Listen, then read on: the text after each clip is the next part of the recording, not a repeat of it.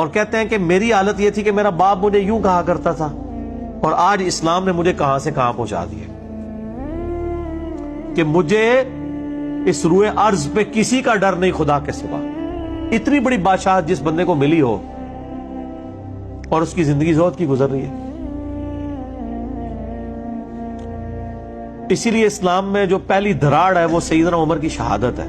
بخاری مسلم کی حدیث ہے کہ نبی علیہ السلام نے فرمایا میری امت اور فتنوں کے درمیان ایک دروازہ ہے، جب وہ دروازہ توڑ دیا جائے گا تو میری امت پہ فتنے شروع ہو جائیں گے۔ بخاری اور مسلم میں ڈیٹیل حدیث آتی ہے کہ حضرت عمر ایک دفعہ حذیفہ ابن یمان کے پاس آئے جو رازدار رسول تھے، تو وہ اپنے شاگردوں میں بیٹھے تھے تو ان کو فتنوں کی حدیثیں سنا رہے تھے۔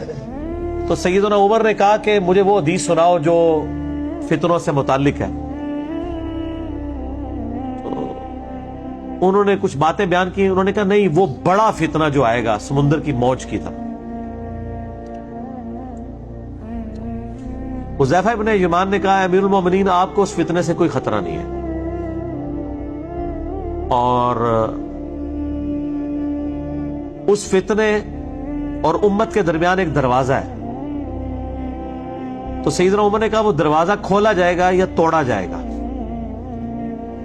تو حذیفہ ابن یمان نے کہا وہ دروازہ توڑ دیا جائے گا، اور جب وہ دروازہ ٹوٹے گا تو فتنے امت پہ ٹوٹ، جس طرح آپ ایک ڈیم کا گیٹ توڑ دیں، ایک تو ہے ڈیم کا گیٹ کھولنا، پھر تو مینیجیبل فارم میں پانی نکلتا ہے، اور ایک ہے گیٹ توڑ دیں پھر تو سیلاب آتا ہے۔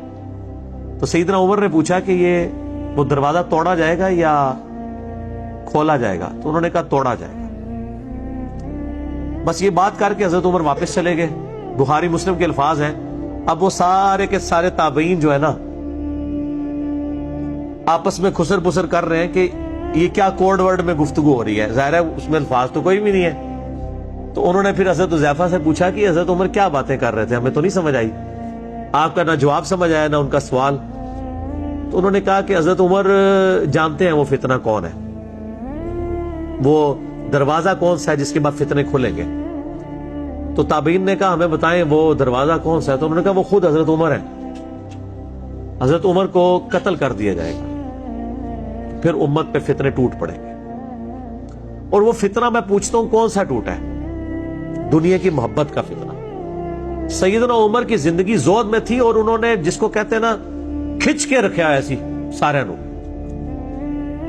حضرت عثمان رضی اللہ تعالیٰ عنہ اس دور میں خلیفہ بنے جب ان کی عمر اپنی 72 سال ہو چکی تھی، ایجڈ تھے۔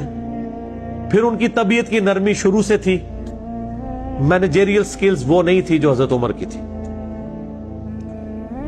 بس اس زمانے میں مسلمانوں کے پاس دولت تو تھی، مسلمانوں کے وظیفے لگنے شروع ہو گئے، مال آنا شروع ہو گیا، لیکن زہد وہ نہیں رہا، پھر وہ تھیندے تھیندے تھیں گے۔ تو خیر میں یہ ضمناً بتا رہا ہوں کہ یہ مال کتنا بڑا فتنہ ہے۔ تو اللہ تعالیٰ مارا ہے کہ جب ہم کسی انسان کو رزق دیتے ہیں کہتے ہیں ہاں مجھے تو اللہ نے بڑا کرم ہے مجھ پہ میرے رب کا، اور جب اسے ہم رزق تنگ کرتے ہیں تو کہتے ہیں اللہ نے مجھے آزمائش میں ڈال دیا۔ تو جملے میں خرابی کوئی نہیں ہے، لیکن اللہ تعالیٰ فرما رہا ہے یہ سب کچھ آزمائش کے لیے ہوتا ہے، خوشی شیخی بگاڑنے کے لیے یا واویلا کرنے کے لیے نہیں ہوتا۔ اس کو اس اینگل سے دیکھو کہ یہ آزمائش ہے، دینے والے کو بھی اور جس سے لیا جائے اس سے بھی۔ اس کا کلائمیکس آپ کو سورہ الحدید کی آیت نمبر 22 ملے گی، میں نے کئی دفعہ اپنے لیکچرز میں وہ کور کی ہے۔ اللہ تبارک تعالیٰ فرماتا ہے کہ ہم زمین میں جتنی بھی آزمائشیں نازل کرتے ہیں تکلیفوں کی شکل میں، خواہ وہ وباؤں کی شکل میں ہو، سیلاب کی شکل میں ہو، زلزلے کی شکل میں ہو، اور تمہاری جانوں میں جو کچھ نازل کرتے ہیں، کسی کو بلڈ کینسر ہو گیا ہے، کسی کو طاعون کا مرض ہو گیا ہے، کسی کو ٹی بی ہو گئی ہے، یہ ساری کی ساری تکلیف ہم نے پیدا کرنے سے پہلے ہی لوح محفوظ میں لکھ لی ہے۔ اور پھر اللہ تعالیٰ فرماتا ہے اس لیے تاکہ جسے اللہ کی نعمت ملے وہ شیخی نہ بگاڑے، اور جس سے نعمت چھن جائے تو اس کے اوپر واویلا نہ کرے۔ ظاہر ہے جب آپ کو تکلیف کا یہ پتا چلے کہ اللہ نے ہمارے مقدر میں لکھی تھی وَلَنَبْلُوَنَّكُمْ بِشَيْءٍ مِّنَ الْخَوْفِ وَالْجُوعِ وَنَقْصٍ مِّنَ الْأَمْوَالِ وَالْأَنفُسِ وَالثَّمَرَاتِ، سر انسان کوڑ کوڑ کے مر جائے، اگر انسان کی زندگی میں یہ چیز نہ ہو، آپ کوڑ کوڑ کے مر جائیں گے اس غم سے کہ یار میرے ساتھ یہ کیا ہو گیا۔ آپ کے اوپر چیک پوائنٹ کیا ہے جس کے ذریعے آپ تکلیف پہ صبر کر سکتے ہیں؟ اللہ کی مرضی۔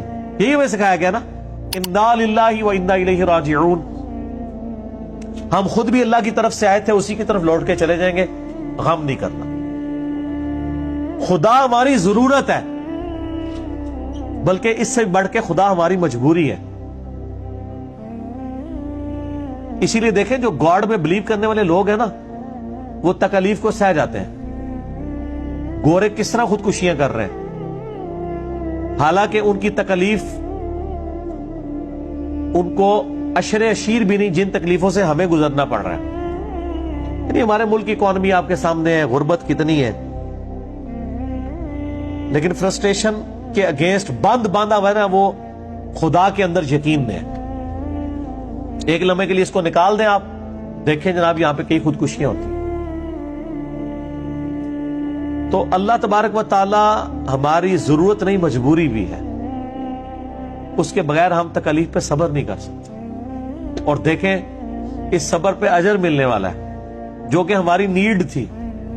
تو کہا گیا صبر کرو، اللہ ان اللہ مع الصابرین، اللہ صبر کرنے والوں کے ساتھ ہے۔ کلا بل لا تکریمون الیتیم، اللہ فرماتا ہے نہیں، یہ مال ملنا یا چھیننا اس کے اوپر واویلا یا خوشی نہیں، اصل مسئلہ ہے کہ تم یتیم کا اکرام نہیں کرتے ہو۔ ولا تحاضون علی طعام المسکین، اور مسکینوں کو کھانا کھلانے کی ترغیب نہیں دلاتے۔ جس کے پاس مال آیا ہوا ہے وہ لے کے بیٹھا ہوا ہے، یہ مال اس لیے نہیں تھا کہ خوشیاں مناؤ کہ اللہ کا بڑا فضل ہے، یہ اس لیے تھا کہ خرچ کرو غریبوں پہ۔ وَتَأْكُلُونَ التُّرَاثَ أَكْلًا لَمًّا،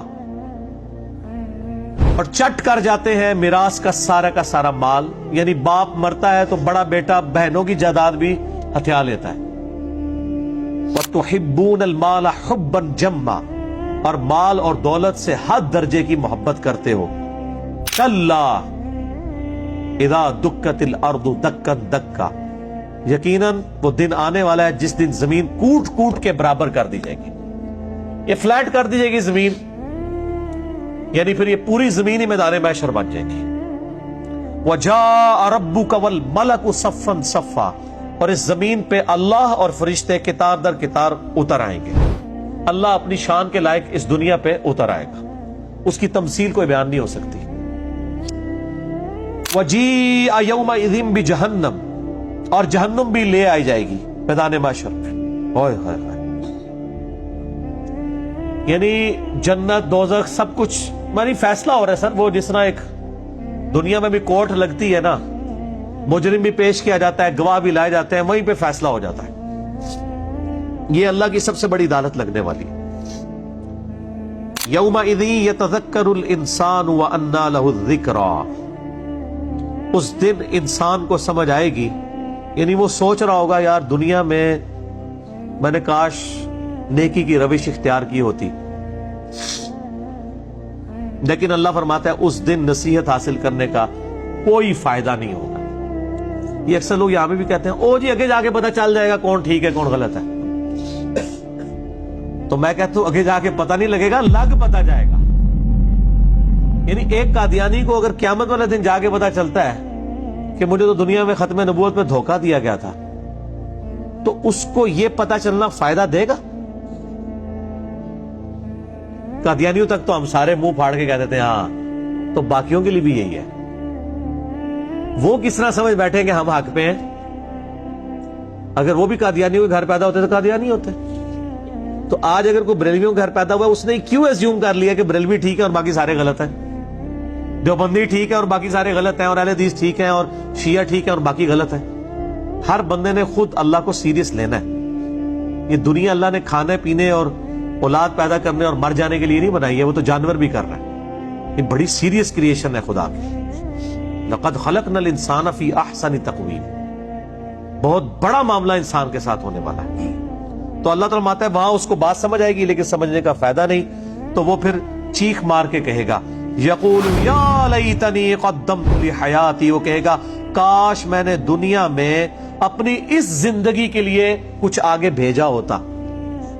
دنیا میں پیغمبر اور اللہ تعالی کا قرآن بار بار چیخ کے کہہ رہا ہے کہ اصل زندگی آخرت کی ہے, اور وہاں پہ جب مجرم پیش کیے جائیں گے وہ خود مان رہے ہوں گے کہ ہاں زندگی تو یہ ہے, دنیا تو ایک آزمائش کی جگہ تھی.